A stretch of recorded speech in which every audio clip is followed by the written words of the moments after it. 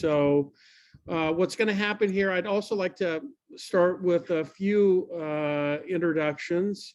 And if people are able to unmute themselves, all of the secondary coordinators that are on right now, if you would just tell all of the students hello and briefly introduce yourselves. Well, I'll jump right in. I'm Suzanne Porath. I'm originally from Wisconsin. I was a middle and high school English, history, and sometimes science teacher, but I coordinate the secondary English language arts program. Hi, everybody. I'm John Ulmer. I am professor of agricultural education, taught high school agriculture in Nebraska. I'm coming to you from a hotel in Phillipsburg, Kansas, as I go on a student internship visit tomorrow. So welcome to everyone. I'm Brad Bernheide. I'm secondary social studies coordinator, and I'm from my bunker in lovely Westmoreland, Kansas. My name is Leah McKeeman. I am the world language coordinator here at K-State, and I'm coming to you from Manhattan. Well, I think that's everybody. I also want to thank Brittany Burgess, who's on from Global Campus, and it's not her fault that there were some problems with the arrangements here on the webinar tonight, and Brittany does a great job for us, so thanks for everything, Brittany. Dr. Porath, next slide. Normally, I would have control over the slides. You can just hit. Right, but Brittany, do you want to record? Because I don't think I can. It is recording. Thank you for checking. No problem. Okay, yeah, we already said it's going to be about 30 or 45 minutes. I'll try to be closer to 30 minutes and give you plenty of time for your questions. Feel free to utilize the chat feature at any time. You're not going to throw me off my game. Ask questions. You know, the secondary coordinators will be monitoring the chat, and they'll be happy to talk with you as I'm presenting. And we're recording this, and we'll send it out to everyone when we're done. By the way, the presentation will have links in it as well, and we'll send you the PowerPoint too, so you'll have access to all those links. Okay, next slide. Okay, so I have a little slide about why teaching. I know some of you maybe are already committed to the idea of becoming a teacher. Some of you may be still on the fence. And I don't know, I just wrote up some really important, what I think are really important reasons for why people might choose teaching. You know, I chose teaching a long time. I'm 56 years old. I chose teaching a long time ago, and I've never regretted my decision. Just a few quick things.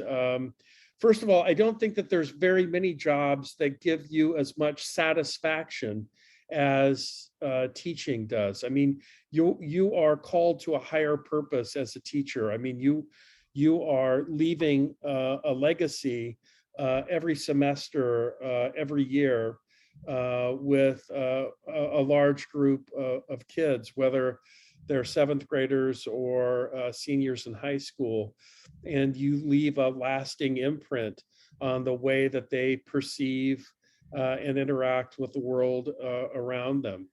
And again, I can't think of too many jobs that have such a weighty and important purpose. I also like the MAT and where you're positioned as adult learners, in that you already have some experience. You know, all of you have undergraduate degrees. Many of you have had other careers. Many of you have children of your own. And so all of those experiences you bring to bear as a teacher. And it doesn't matter whether you're teaching ag or modern languages or English language arts or social studies or math or whatever, those experiences matter. And so our MAT students make for great teachers. A lot of people don't talk about this, but the work environment is really positive, and it's been my experience as a teacher. Generally speaking, you work with other people that are people oriented. They want you to succeed. Teachers by nature are a good group. And you can say a lot of things about teaching, but you can't ever accuse teaching as being boring or dull or that kind of thing, because every day, every student, every class is a little bit different. Obviously, unlike a lot of areas, there are jobs available. If you're good, it's always been the case. If you're good, you're going to get a job as a teacher. But that's even more true today than it's ever been. The need for high quality teachers has never been greater, and the salary's not maybe outstanding, but it's getting better, and I think it will continue to get better. It's a crazy thing that politically we talk about the importance of education, we talk about the importance of teachers. As parents, we know how important teachers are, and yet society doesn't always reward teachers financially or in terms of the respect that they're accorded as teachers deserve. But I think those attitudes are changing, and let's hope that they are. Another thing that people don't think about in terms of teaching is that once you have a teaching license, it's portable. You can take that license and go really almost anywhere in the United States, well, anywhere in the United States and almost anywhere in the world, and transfer that license to a new state. We'll talk about license transferability here in a few moments, but in most states, we just had a question. For example, somebody was from Florida, and what's it take to transfer a Kansas license to Florida? Answer: filling out some paperwork. I mean, that there's nothing else that you have to do. And we have full reciprocity with most states, and even the states that we don't, we have reciprocity, but you might have to just take an extra test. Like Louisiana, you have to pass a Louisiana history test if you're going to be a teacher in Louisiana. There's also vertical mobility. We don't talk about this very much, but all of our governments combined, state, local, and federal, spend more money on education, K through 12 education, than we do anything else other than now servicing the debt and also the military. But other than those two things, we spend more money on education than we do anything else. And so there's a lot of dollars out there. And so once you gain some teaching experience, you might want to become a principal. You might want to go to a university like all of us decided to do a while ago, go into some sort of education business or consulting. There's a lot of dollars floating around in K-12 education. And finally, I think one of the bigger reasons why people really like teaching is freedom and creativity. When I was a teacher in Lincoln, Nebraska, a high school social studies teacher, I was the king of D132. I decided what we were doing, when we were doing it. And, the 130 students that came through my door in D132, I had to craft and create meaningful, engaging things for them to do, six classes a day. And while that seems daunting, and it's challenging, it's also terribly rewarding when, the kids at the end of the semester, they hand in their final exam, and you can tell that there's a feeling of accomplishment on their side, but there's also a feeling of accomplishment on your side, that you've organized and created the conditions under which all of these kids could learn. Okay, next slide, Dr. Parath. So you have lots of choices to continue your teacher education. Once you decide to become a teacher, you can do that in lots of different places. I encourage you to shop around. and because we have shopped around, and we know that we beat most of our competition on the most important variables for students. And the first one and the most important one for most of our students is time. The MAT is just an 11-month program that begins in mid-May. It ends in mid-April. And I don't think that you'll find a program that has a shorter duration than K-State. It's rigorous, it's intensive, but you can achieve a master's degree and recommendation for teaching license in 11 months. All of our courses are asynchronous. Again, other universities, their courses may be online, but all have to log in at 7 o'clock. Or, a lot of universities, there is a 2-week summer camp that is face-to-face that you have to go to. We have none of that. All of our courses are asynchronous. We have due dates, but you don't all have to log in at a particular time. And you student teach in local schools. You'll put down, if you get accepted into the MAT, you'll put down your top 3 choices of schools that you'd like to teach in, and 95% of the time, we're able to give you your first choice. So there's a convenience factor. Even though we had 212 students begin the last cohort, you go through all of these classes together. All 212 of our students last cohort went through all of these classes together. Even though that's large and big and online, we still have that kind of friendly, personalized, individualized aspect of Kansas State University, in that every one of you is assigned a grad cat, and a grad cat is a master teacher who serves as your mentor, coach, and evaluator from the beginning of the program until the end. And we cap those off at 5 MAT students for most grad cats. Some grad cats have a double load of 10, but that's the most MAT students any individual grad cat has. So you get to know the students in your small group as well as your grad cat very well. And yet every class is also led by a tenured or tenure track faculty member, such as those that are on this Zoom meeting tonight. I've already talked about the transfer of license. By the way, on our website, there is a place that says transferring your Kansas license. And if you're in another state, Illinois, Utah, for Sean, for example, you can just click on Utah and you can see what you need to do.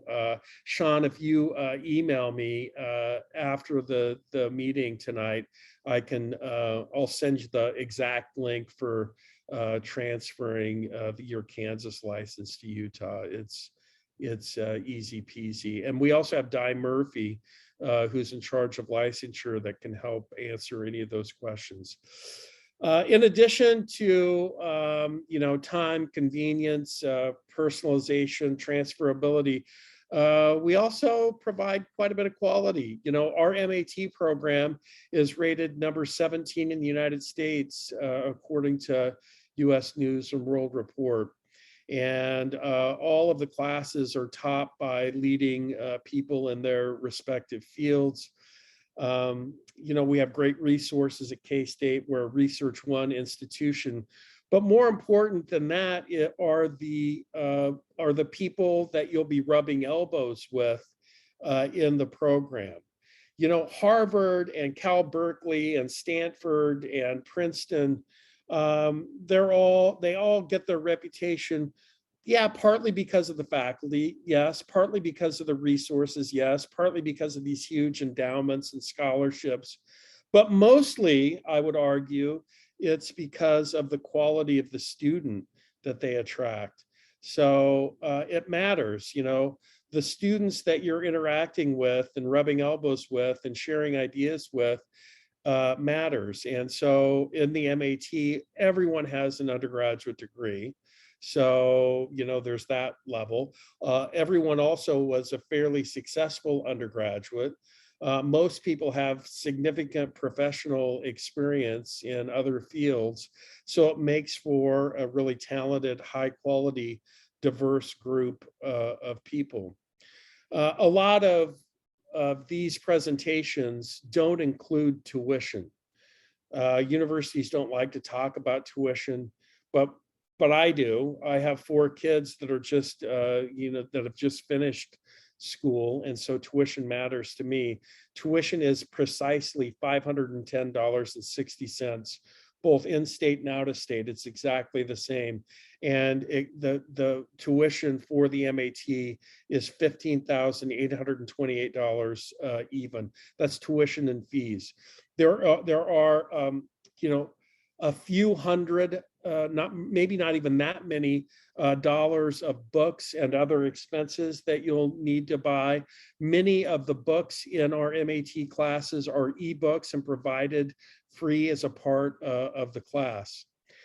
And finally, I'm pleased to announce just today, publicly, right now, for the first time, that last week we received approval from the Kansas State Department of Education to establish a residency program, which allows our MAT students who want to get a job, say, Ryan, you wanted to go teach at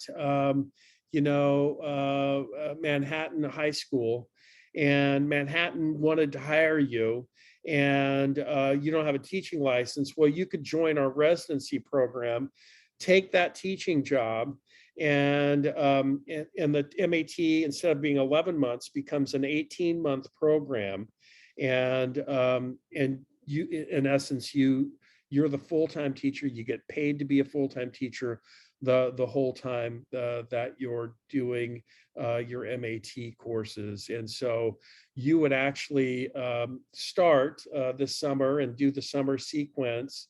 And then while the other students were in more credit hours every semester, you would be in a few less credit hours spread out over 3 semesters rather than just 2. And you would be a December graduate of the next year. So that's a nice little option for our secondary students. Okay, next slide, Suzanne. So here's the curriculum. I'm not going to spend a whole bunch of time on this, but you can kind of tell that it's this mixture of big ideas about education generally, kind of the history and philosophy of education and social foundations, and what are some of the trends in education, what are some of the issues, current issues in education, some of the bigger ideas that are a part of the field that you're getting into. I teach 702 CIA, Curriculum, Instruction, and Assessment. And that course is sort of the nuts and bolts of teaching, learning the basics about lesson planning and asking good questions and providing feedback and assessment techniques and the vocabulary that teachers use and so forth. Then we also have a class that's just focused on the kinds of diverse learners that you'll encounter, whether that's linguistic diversity or racial and ethnic diversity, or cultural diversity, or cognitive diversity, all of those different kinds of diversity that you'll encounter as a teacher, and how you, and the ways in which you'll handle and account for that kind of diversity. And then you'll notice that we have a series of content colloquia that are in your particular secondary area.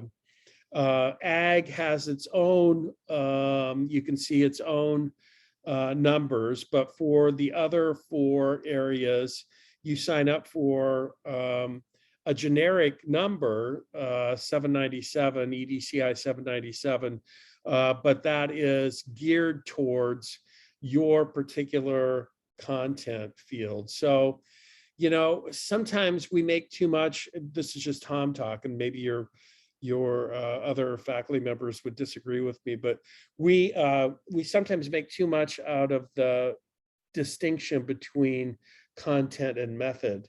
And yeah, those are two separate things, but they're also really interrelated. You know, how you're going to teach about, I don't know, freedom of expression or civil disobedience or whatever.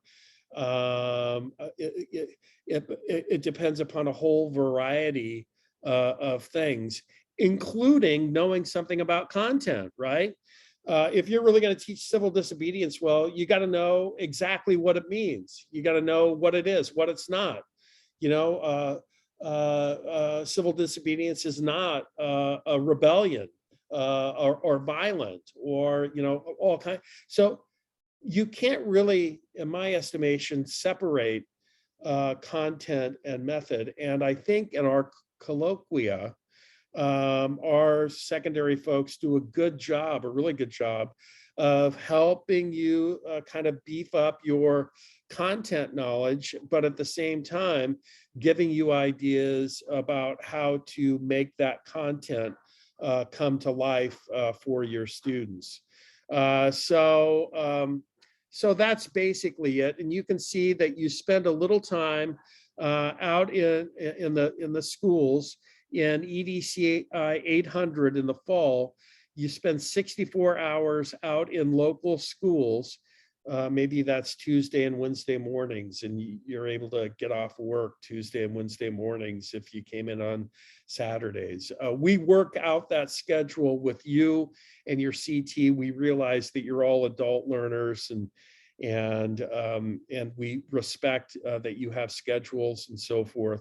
And so we'd like to, you know, spread that out over 8, 9, 10, 11, 12 weeks, something like that, where it works into your schedule and your school schedule. And you're in that same classroom with that same cooperating teacher. Then in the spring semester, when you do 12 weeks, 12 full weeks of student teaching, beginning the first week in January and ending in the middle of April, okay? So it's a little bit more than 12 weeks because spring breaks in there and a few other breaks are in there. But everyone's done with their MAT by mid-April. You're done student teaching, as long as nothing bad's happened or you haven't been sick for a long time or something like that. And so then you have the rest of April and May and so forth to really be on the job trail, if not before then.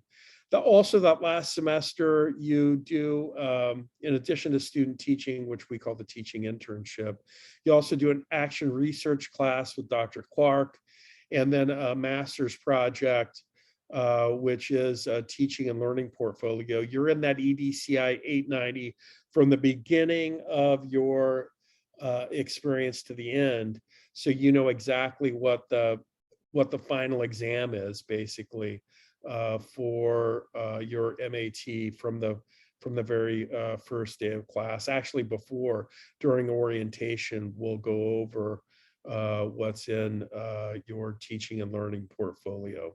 So that's a little quick overview of the curriculum. I should also say, while we're here, that I think we're a little bit different than most other teacher education institutions in that while we provide you with guidelines and best practices and the latest research and thinking about teaching, we don't tell you exactly what to do.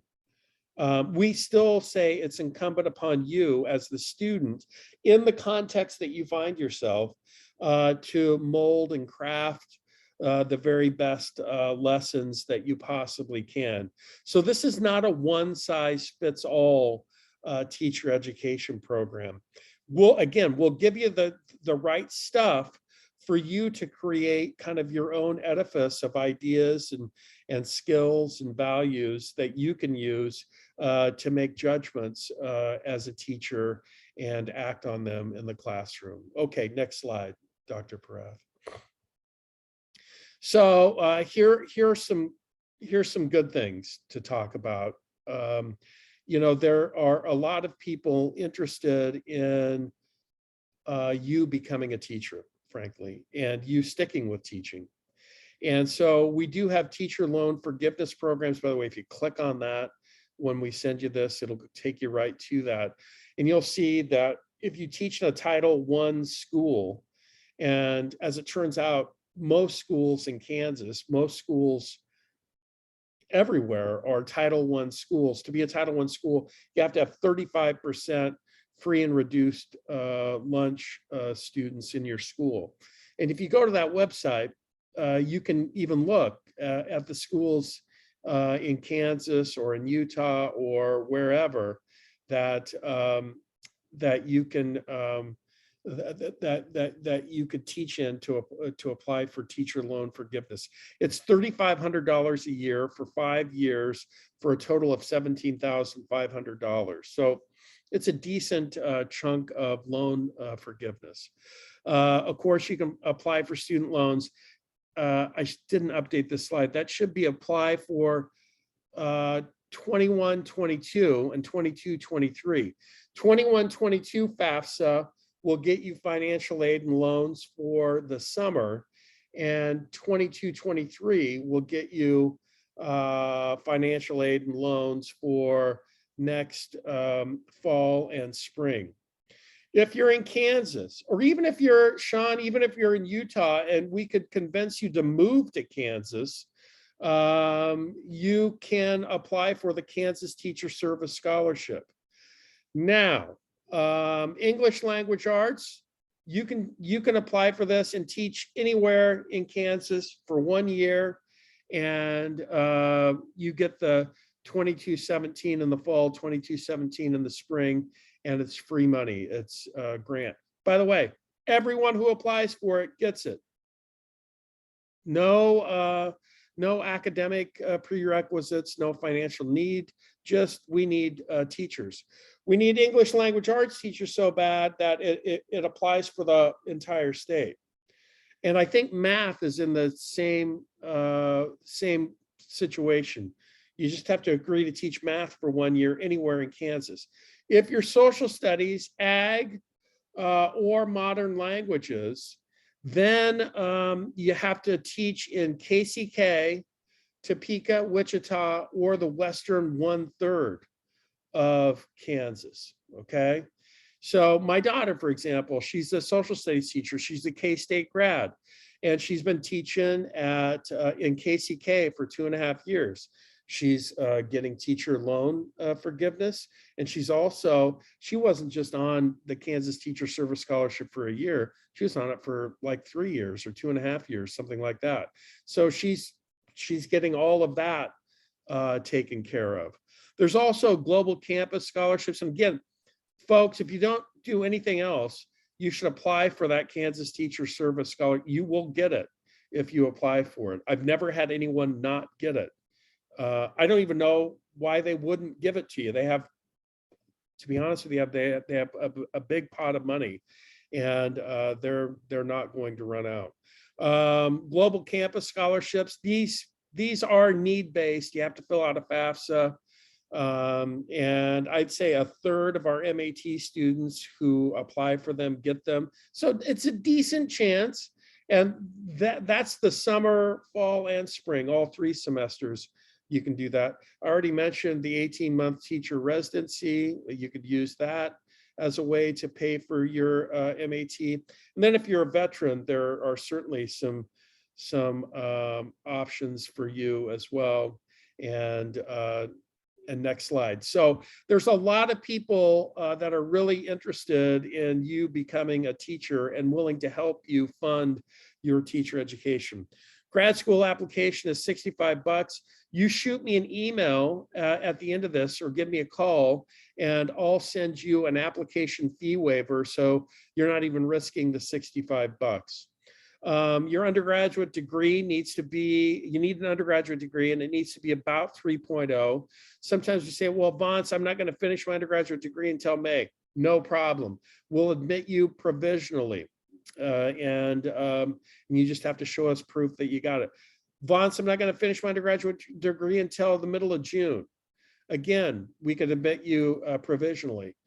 Even if it was not going to be done until the 1st of July, we could probably still admit you provisionally.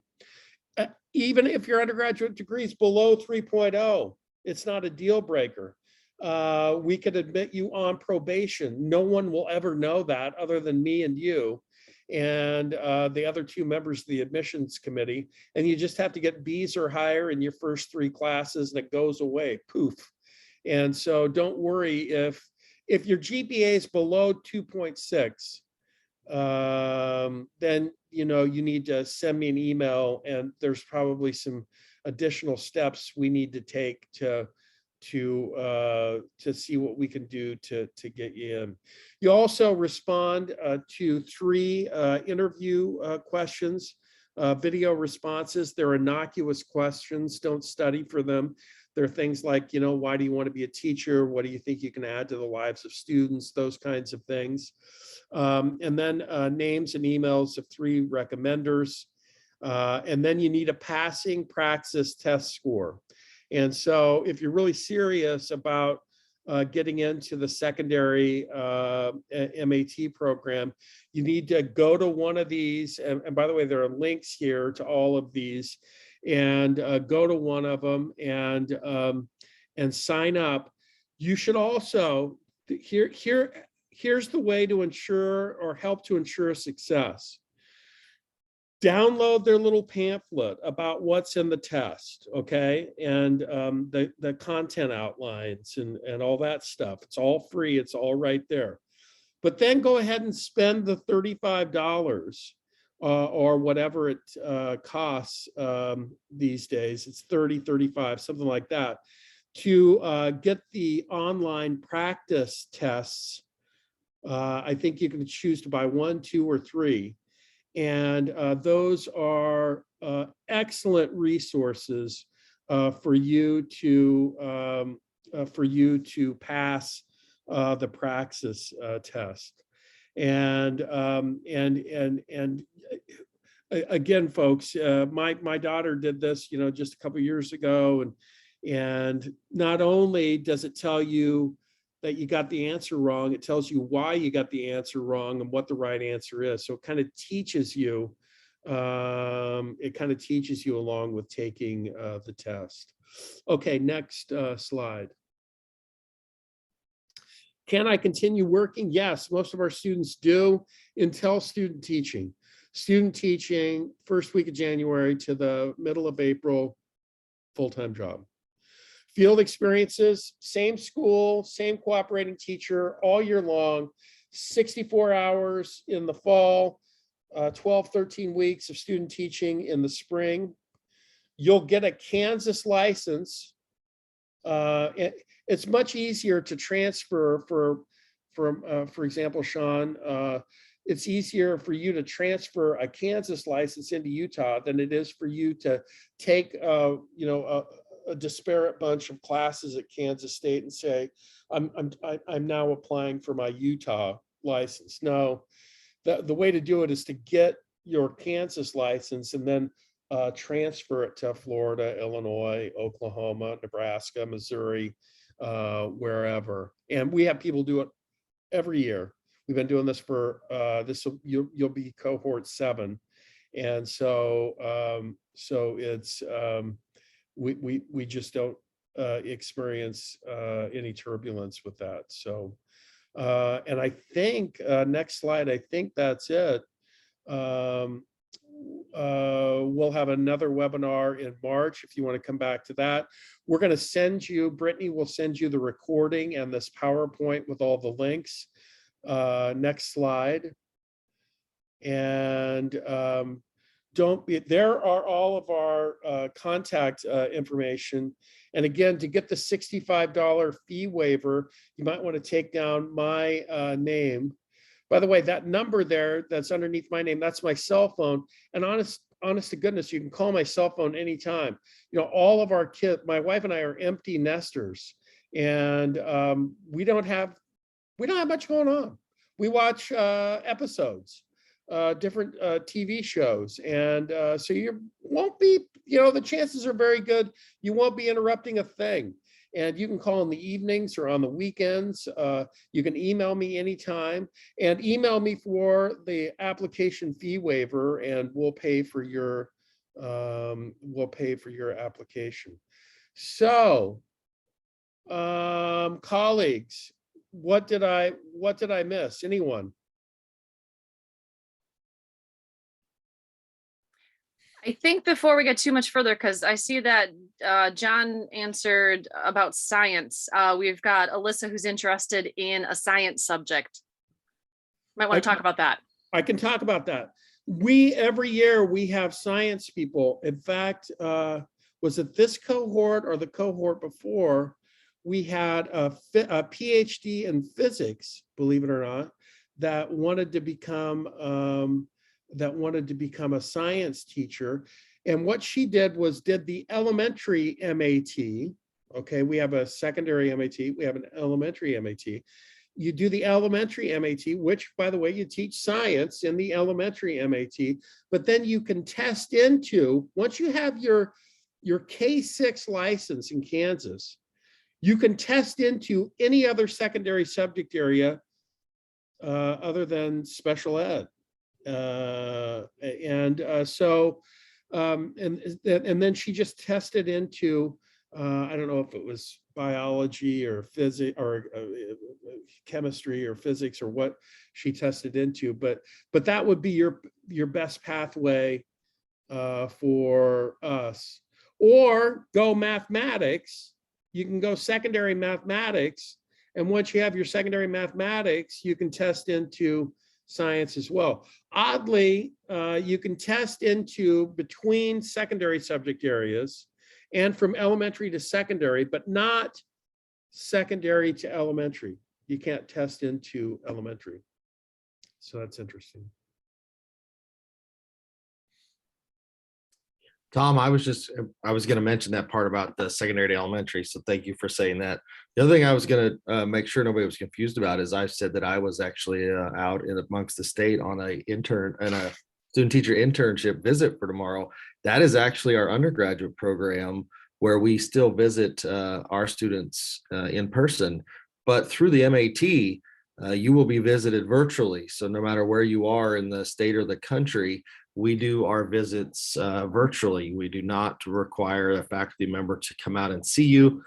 So it is 100% online, including your internship as from your faculty members. Excellent point, John. I don't know, Courtney. That's a great question. I think the big thing is make sure that it's the same number. So look at what the number of your 2014 is, because they do update them and they change the number. I teach in the reading specialist program, and we went from 5031 to 5032. So that would be the first thing to check.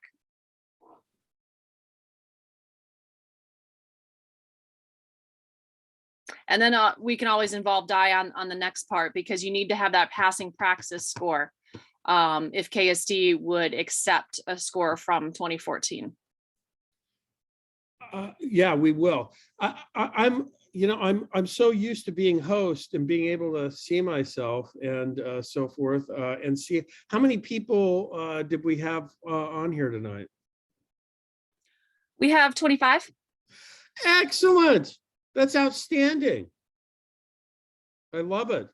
We're a long ways away from applications, so this is really good. So if any of you are thinking that, like the science person, if you want to talk a little bit more about elementary too, I was originally an elementary teacher that became a secondary English teacher. So I then also have taught in both of them. So if you want to have a conversation about that, since we are mostly secondary here, I'm happy to have that conversation. But Dr. Vance knows all about the elementary program because he started all of it. I did, in fact. So I'm happy to talk about either one. The elementary program, by the way, for our scientists on here, if you wanted to go that pathway, it's the same rhythm. I mean, it's 11 months and it costs the exact same amount of money and all of that kind of thing.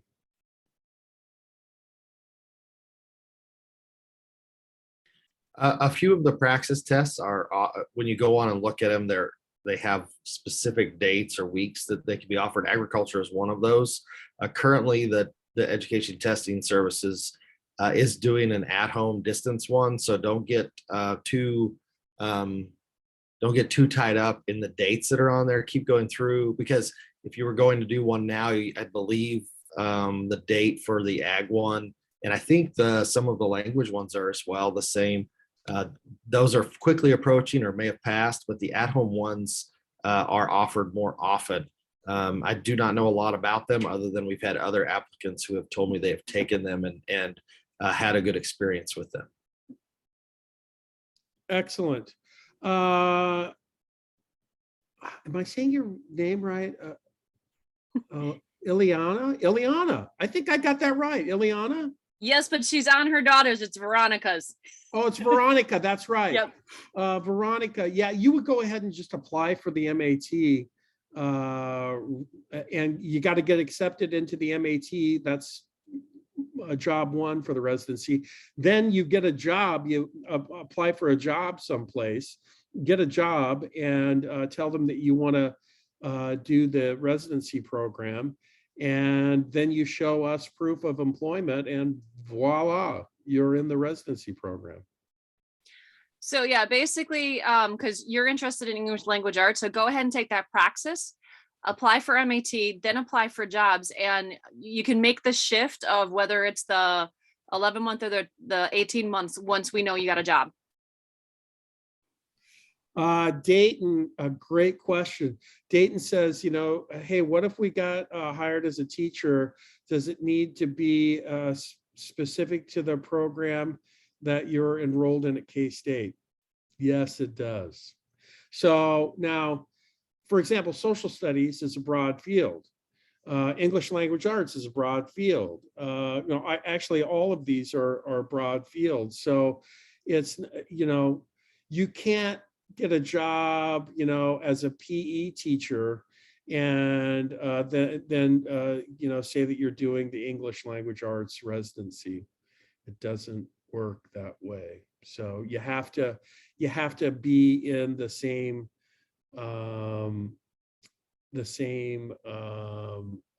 subject area. The residency route is the same as a restricted licensure program, Van. It's the same. Yeah, you would get a restricted license.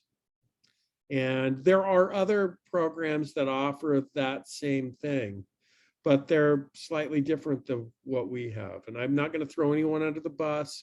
I've never done that. I'm not going to start now, but ours is going to be a little bit different. For one thing, you don't have to come to Manhattan, Kansas for a couple of weeks in the summer, and it's 100% online. Mandy, yes, we do have an application in for an elementary residency program. And I just talked to the Department of Education. We are cautiously optimistic that we will have that in place by May.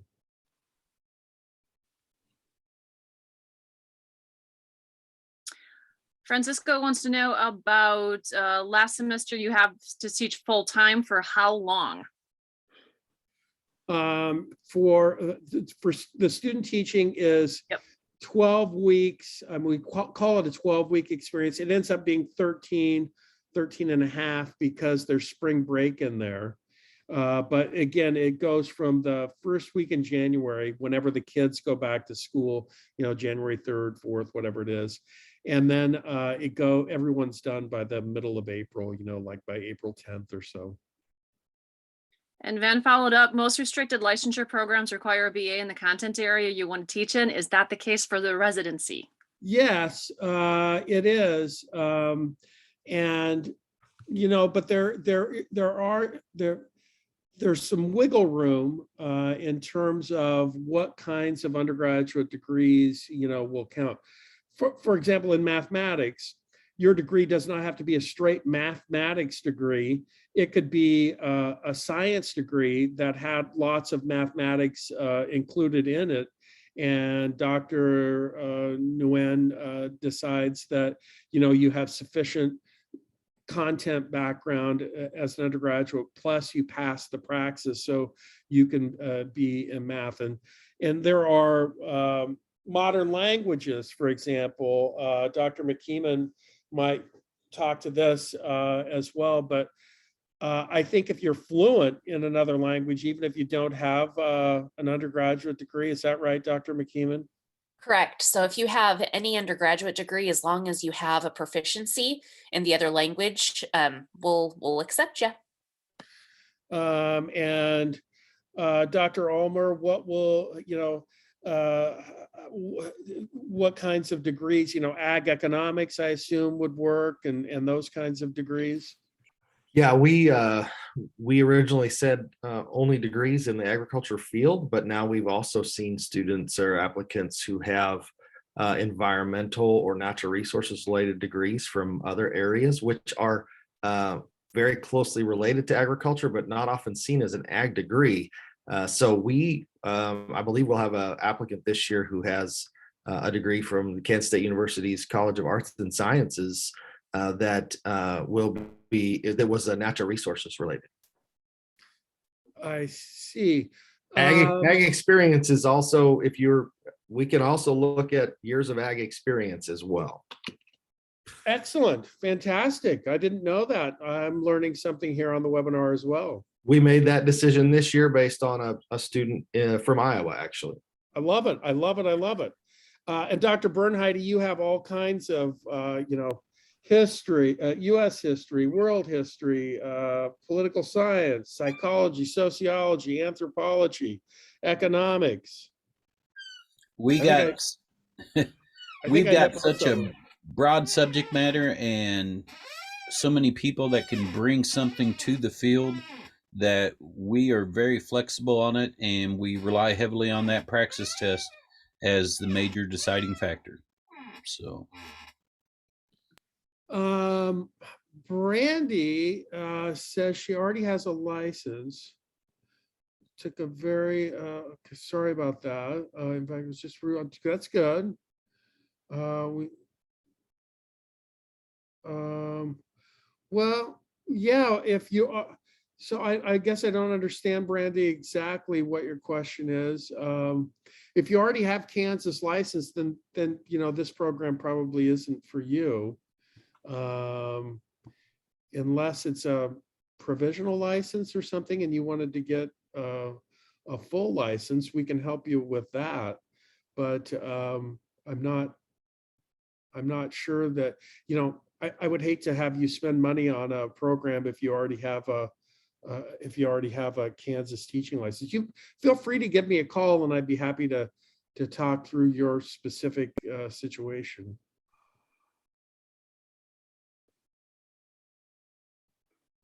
So when you apply, send your transcript and they will let you know whether you can do the residency with that.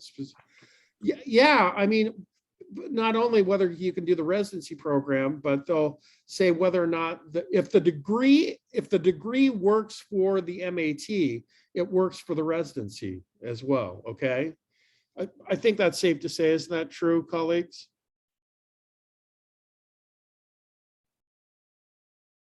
If the degree works for you, Dr. Perath, in English language arts, it will also work for the residency. As long as the school that you're hiring, that is hiring you, says that it works. I would think so, though. I have had some, I had a lawyer this past year, which makes total sense in English, but the school would have to agree that that's okay, because I don't have control over that. Right. But assuming the school does. Yeah. We also have Veronica asking MBA to English. What was your, Veronica, what was your undergraduate in? And by the way, that's another thing about these webinars that I don't like. People can't unmute themselves. Yeah, you have to let them talk. I like to let them talk. No, you have to click a button to allow it though. Oh, well, I don't have access to anything, so I can't click anything. MBA to social studies would probably work, right, Bernheidi? Yep. As long as you got the Praxis score. As long as you got the Praxis score. And what about MBA to English language arts? Would it depend on what the undergraduate degree? Oh, linguistics to ELA, I think would work, wouldn't it, Dr. Perez? Absolutely. Most likely the MBA, but again, you know, the Praxis score is going to make a difference too. Okay.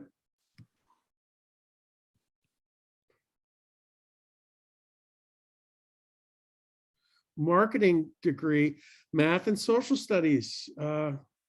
And by the way, you can I mean, you have to choose one to do, Courtney, you'd have to choose one to go through the program, but then you could, you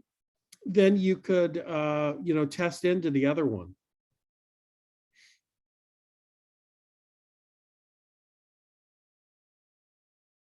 So, It depends on what type of coursework you want to do in the next year. It really comes down to that. So you could ask to meet with each of the coordinators and see what the courseworks are, what the textbooks are, and then decide what you're going to apply yourself to for the next year.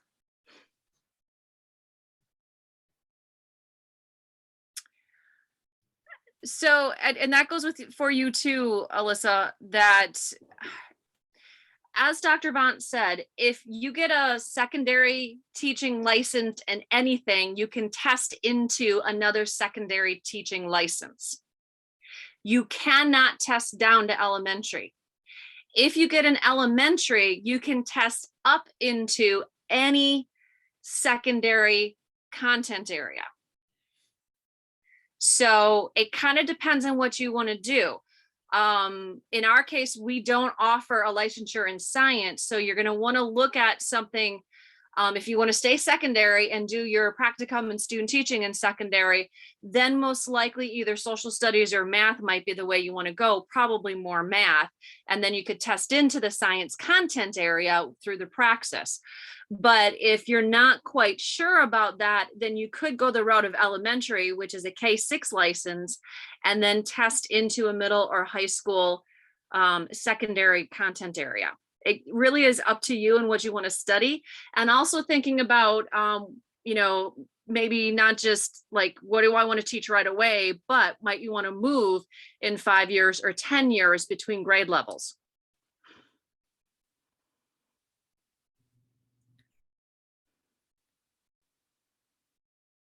Well, I think that answers most of the questions I've seen in the chat. But if anyone has any follow-up questions that maybe we didn't get to, the contact information for all of the secondary subject coordinators is on the screen, as well as Dr. Vance's information. And again, you can email online at ksu.edu to request an application fee waiver for attending the webinar tonight. We'll be happy to get you that code. And otherwise, I just want to thank everyone for joining us, as well as thank the faculty members for that presentation. And I hope everyone has a great night.